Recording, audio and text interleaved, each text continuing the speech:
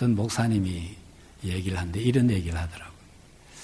한 집사님이 천국에 갔는데 열심히 충성한다고 생각하고 그렇게 충성하다가 천국을 갔음에도 불구하고 하나님이 별로 반갑게 맞이해 주지 않아가지고 굉장히 섭섭한 생각이 들었다는 겁니다.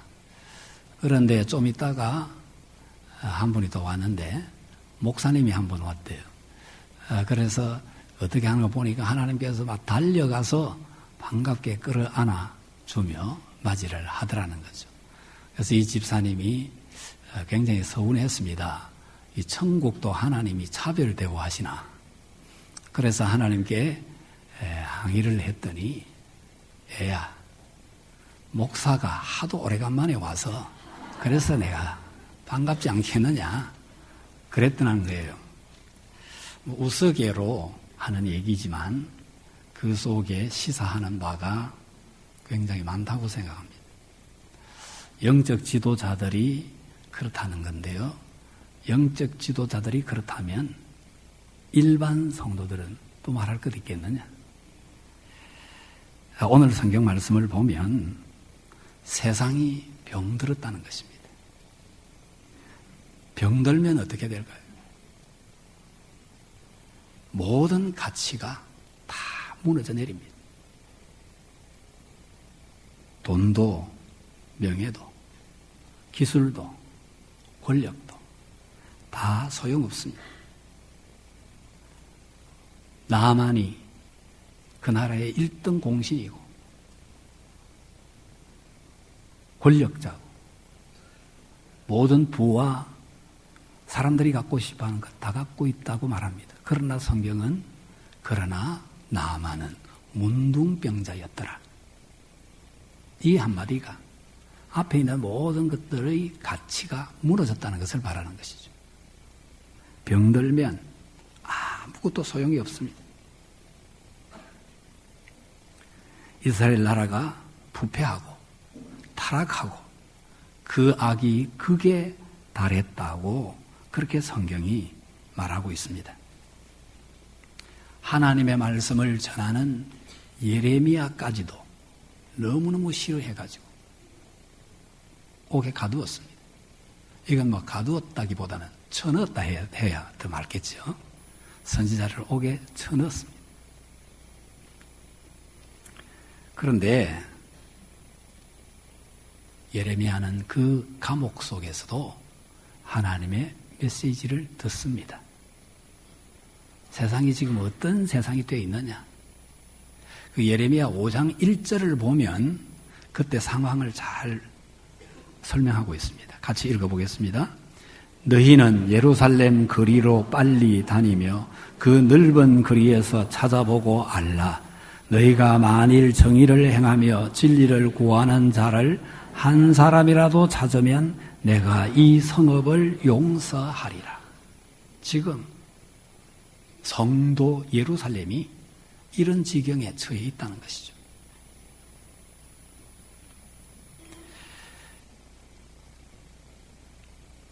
소돔 고모라가 멸망한 이유가 무엇입니까? 죄가 하늘에 사무친다는 것이죠. 죄 때문에 망하게 됐습니다. 그렇지만은 하나님께서 그 소돔 고모라 그리고 모든 인류 역사를 그런 죄인들 중심으로 하는 게 아니고 의인 중심으로 역사를 집행하신다고 이제 아브라함과 대화하는 중에 나타나죠. 결국 의인 10명만 있어도 이 소돔 고모라 성을 불로 심판하지 않겠다. 10명만 있어도 이 성을 용서하겠다. 결국 하나님이 찾으시는 그 10명이 없어서 소돔 고모라는 망하고 말지 않습니까? 이스라엘 나라를 지탱하는 마지막 보루, 그것이 의인 한 명, 한 사람입니다. 하나님께서 관심을 두시고 계신 관심의 대상은 바로 의인 한 사람입니다. 이 성에서 그 한 사람만 있어도 내가 이 성을 용서할 것이다. 그렇게 아주 엄하게 말씀하신 하나님께서 오늘 이제 이 본문 뒷부분을 쭉 오면서 하나님께서 이 성을 치료하시겠다는 것이죠. 결국 의인 한 명을 찾아라. 그러면 내가 살 것이다. 그만큼 상황이 예루살렘 성이 극에 달해 있음에도 불구하고 이것을 보시며 탄식하시다가 이제 오늘 하시는 말씀은 치유하겠다. 고치겠다. 그렇게 말씀하십니다. 예수님께서도 수고하고 무거운 짐진 자들아 다 내게로 오라 부르고 계시죠. 오늘 그 부르시는 하나님 앞으로 부르시는 주님 앞으로 가는 시간이 되시기를 축복합니다. 마태복음 11장 28절을 한번 같이 읽어보겠습니다. 수고하고 무거운 짐진 자들아 다 내게로 오라 내가 너희를 쉬게 하리라. 주님이 부르십니다. 주님을 만나면 어떤 일이 벌어집니까? 쉼을 얻습니다. 평안을 얻습니다. 염려거리와 근심거리가 다 사라집니다. 그리고 마음속에서 찬송이 솟아나게 됩니다. 오늘 아침에 우리 모든 성도들이 이 자리에 참여한 우리 모든 성도들 한 사람도 빠짐없이 주님 앞으로 나아가서 주님을 만날 수 있기를 바랍니다. 하나님께서는 우리를 부르고 또 부르시는데 오라고 하시는데 오지 않기 때문에 때로는 질병으로 때로는 실패로 때로는 전쟁으로 온갖 난관을 우리 앞에 던지십니다.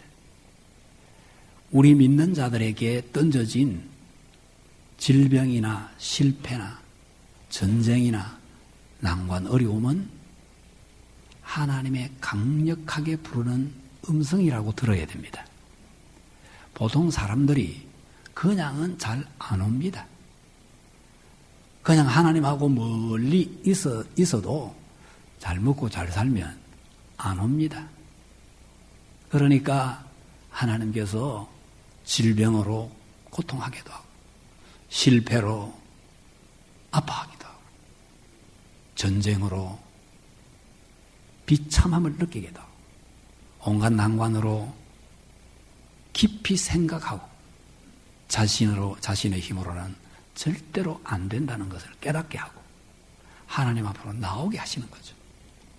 하나님께서 던지시는 모든 사건, 하나님께서 허락하지 않은 사건이 일어날 수가 없고 하나님께서 허락한 모든 사건이 나를 부르시는 하나님의 메시지다. 그렇게 그 사건 속에서 하나님의 음성을 들어야 합니다. 그 목적이 뭡니까? 하나님의 목적은 고치겠다는 것입니다. 치유하겠다는 것입니다. 오늘 아침에 우리 모두가 다 영혼도 고침받고 육체도 고침받고 내 삶도 고침받고 영광스럽고 복된 자로 일어설 수 있기를 축복합니다. 고치려면 어떻게 해야 됩니까? 첫째로 내가 병자라고 하는 사실을 인정해야 되고 내가 아픔을 느껴야 됩니다. 아픔을 느낄 때 고치러 가게 되죠. 제가 이제 이빨 띄운 게 있는데 자꾸 뭐가 끼었나 하고 좀 후벼 봐봤더니 끼인 게 아니고 띄운 게 좀 떨어졌어요. 그러니까 이빨이 시리기 시작하더니 그 다음에 이제 아프기 시작하는 거예요. 아프기 때문에 치과 가서 이걸 다시 잘 띄워야 되겠다 이렇게 생각을 하고 시간 봐서 가야 되겠다 이렇게 생각을 하고 있습니다. 안 아프면 그냥 계속 가는 거예요.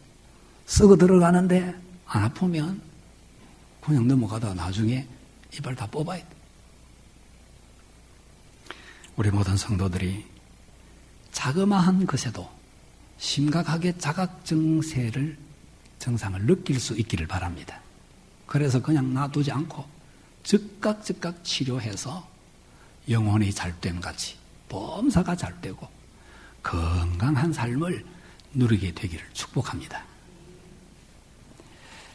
그 바리새인과 서기관, 바리새인들은 자각정상이 전혀 없죠. 나는 저 세리처럼 남의 것을 빼앗지도 않고 사기치지도 안 했고 일주일에 2번씩 금식하고 철저히 11조를 드립니다. 저 세리같이 나는 그렇게 안 삽니다. 이러고는 자신을 의인으로 자꾸 내세우지 않습니다. 이 자각정세가 없는 거죠. 길에 다니면 발에 먼지 안 묻는 사람이 어디 있습니까? 그러나 세리는 너무 심각하게 느껴가지고 엎드려서 저 뒤에서 엎드려가지고 하나님 나를 불쌍히 여겨주십시오. 나는 죄인입니다. 그래서 이 세리가 깨끗하다 선포를 받고 의롭다 인정받고 내려가지 않습니까? 바리새인은 전혀 그런 게 없기 때문에 또 한 겹 또 쌓였습니다. 다음에는 더 못 느낄 것입니다. 점점 더 쌓여갑니다. 죽어가면서도 자기가 심각한 죽을 병에 걸렸다는 사실을 모르게 되죠.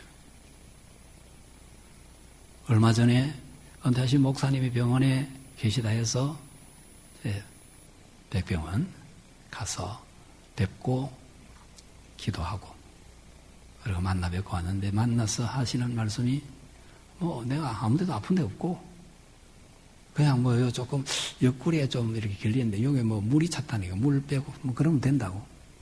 그런데 며칠 뒤에 돌아가셨습니다.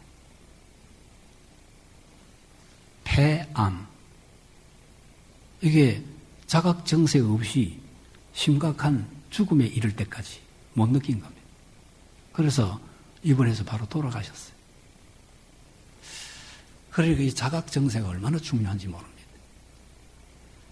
내 영이 어떻게 병들었는지 자각정세를 느낄 수 있기를 바라고 그래서 그때마다 하나님 앞에 달려가 부르짖음으로 치유받는 은혜를 경험하면서 살게 되기를 축복합니다. 두 번째는요, 무엇보다도 영혼이 먼저 치유함을 받아야 된다. 이거 아셔야 돼요. 육체의 병이 문제가 아닙니다. 영적 병이 문제입니다. 어느 저 히말라야 깊은 산속 만년설이 덮여 있는데 그 동굴이 하나 있는데 그 동굴에 한 수도사가 늘 명상하며 기도하는 그런 분이 거기에 계셨습니다. 이분이 한참 명상하고 기도하다가 눈을 떠보니까 한 사람이 앞에 와 엎드려 있습니다. 그리 당신은 누군데 어떻게 왔느냐 물으니까 아무 그 유명한 수도원 원장입니다. 그런데 지금은 그 북적대던 수많은 사람들이 와서 수도하고 기도하고 이래 했던 그 수도원이 지금 사람이 없어서 텅 비게 되었습니다. 기도하는 사람이 없고 진리를 추구하는 수도할 사람들이 없습니다. 그래서 이 수도원 좀 있으면 문 닫아야 될 형편이 됐습니다. 어떻게 하면 좋겠습니까? 그러니까 죄 때문이요. 아니 여기 온 모든 수도사들이 다 그냥 세상과 인연을 끊고 늘 기도하고 말씀 묵상하고 이렇게 수련하고 있는데 무슨 죄가 있겠습니까? 무지한 죄 때문이요. 이렇게 했습니다. 아니 뭘 모른다는 것이면 우리가 뭘 몰라서 그렇다는 겁니까? 당신들 중에 변장해서 있는 하나님이 계시오. 당신들 속에 변장하신 하나님이 그 안에 있어. 그걸 모르기 때문이요. 그래서 이 원장이 돌아가서 우리 중에 변장해 오신 하나님이 계시다고 했다고. 그렇게 알려주었어요. 그러니까 그때부터 저분이 변장한 하나님인가? 이분이 변장한 하나님인가? 모르니까. 누가 변장한 하나님인지 모르니까 그때부터 말을 조심하고 경건 생활을 제대로 하기 시작했다는 것입니다. 그래서 이제 그 신앙을 추스르게 되고 경건 생활을 제대로 회복하니까 감사하며 찬송하게 되고 온 수도원에 있는 그 소수지만은 모여서 찬송하고 감사하고 그렇게 한때부터 이 수도원이 부흥하기 시작했다는 것입니다. 그래서 많은 젊은이들이 모여드는 그런 부흥의 역사가 일어났다는 거죠. 이것은 실제로 있었던 얘기입니다. 영혼이 치유되면 모든 것이 다 회복됩니다. 영혼이 고침받고 강건해지면 모든 것이 잘되게 되어 있습니다. 하나님께서 영혼이 잘된 자에게 범사의 복을 주신다는 거죠. 범사의 은혜를 베푸셔서 형통하게 하시고, 그리고 육체도 영혼처럼 건강하게 살게 해 주시는 것이죠. 우리 모든 성도들이 오늘 아침에 하나님 앞에 나아가 하나님을 만나 뵙고, 그리고 하나님께서 치유하시리라고 그랬는데 하나님께 부르짖음으로 말미암아 치유해 주시고, 아무도 알지 못하는 믿음의 은밀한 비밀을 알려주시므로 깨닫고 달려가는, 세상을 향해 달려가는 그런 걸음이 될 수 있기를 축복합니다. 우리 주님은 오는 분, 주님께로 나오는 분은 누구든지 얼마든지 만나 주십니다. 그리고 부르짖는 자의 기도에 귀를 기울이십니다. 내 모든 죄와 허물을 용서해달라고 펼쳐놓을 때 깨끗하게 해주십니다. 모든 문제를 다 해결해 주시는 분입니다. 그 주님을 만나고 영혼이 고침을 받아서 영적으로 기뻐하고 즐거워하며 내 영혼이 은총 입어 중한 죄짐 벗고 보니 슬픔 많은 이 세상이 천국으로 화한다. 그러한 마음을 가지고 나아갈 수 있기를 바랍니다. 한 주간 잘 돌아보십시오. 하나님께서 태양을 지으시고 하늘의 별과 달들을 지으신 다음에 뭐라고 말씀하셨습니까? 보기에 좋았다. 바다와 육지를 가르시고 궁창을 만드시고, 그러고 난 다음에 또 하신 말씀이 보기에 좋았다. 또 식물들을 다 이렇게 육지에 지으시고 보기에 좋았다. 바다의 물고기를, 물의 강의 고기를, 하늘의 새들을 다 지으시고 보기에 좋았다. 그리고 우리를 지으신 다음에는 보기에 심히 좋다. 그러면 심히 좋아야 안 됩니까? 옆에 그런 진심을 담아서 장로님, 권사님, 집사님, 성도님 보내면 심히 좋습니다. 한번 인사 한번 하시기 바랍니다.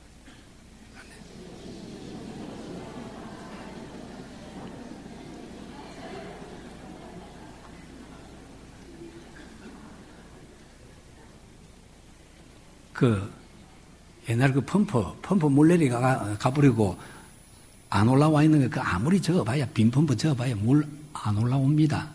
그때는 마중물 한 바가지 부어가지고 저으면 올라오죠. 아직 마음속으로 심히 안 좋게 보이는데, 그래도 심히 보기 좋습니다. 이렇게 해가면 좋게 돼 있습니다. 그래서 하나님께서 표현하기를 원하세요. 하나님께 부르짖어라, 이 말은 표현해라, 이 말이에요. 너 아픔, 병든 아픔을 표현해라. 그러면 내가 고치겠다. 응답하겠다. 영혼이 고침을 받고 기뻐 뛰며 나아가게 되기를 축복합니다. 그리고 세 번째는요, 오늘 성경 말씀이 누굴 치료합니까? 하나님의 자녀들을 치료한다는 겁니다. 하나님의 백성들을 치료한다는 거예요. 이렇게 모인 우리 믿음의 가족들이 다 치유함을 받고 나가게 되면 어떤 일이 벌어지느냐?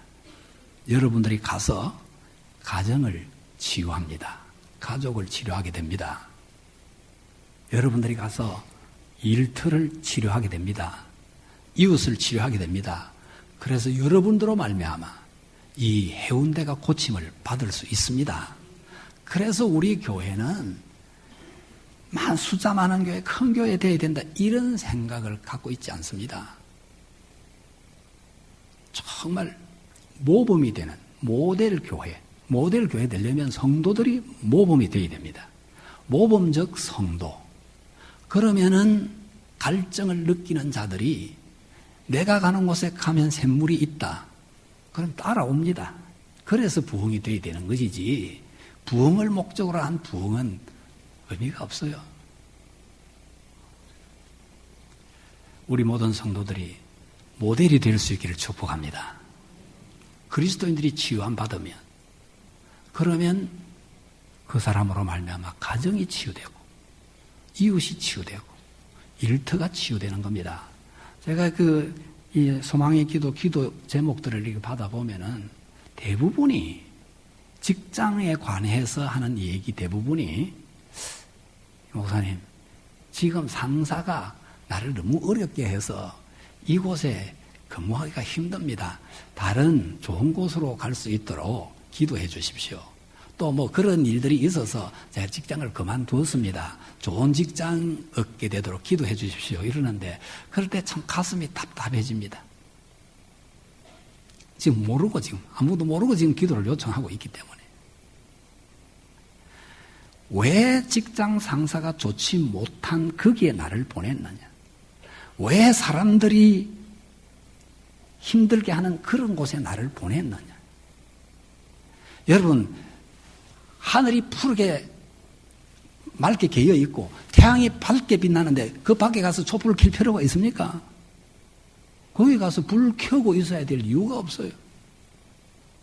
어두우니까, 캄캄하니까 불을 켜야 돼요. 하나님께서 너는 세상의 빛이다. 어두우니까 거기에 보낸 겁니다.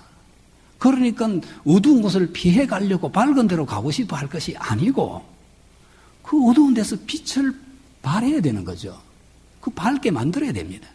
그러라고 보낸 겁니다. 예수 안 믿는 사람들이 수두룩한 직장에 난 좀 믿는 사람이 있는데 가고 싶다. 그러면 뭐 하려고? 믿는 사람들만 있는데 그거 가서 뭐 하려고? 천국에는 전도 필요 없습니다. 거기는 뭐 봉사도 필요 없고 그런 거 강조할 필요도 없어.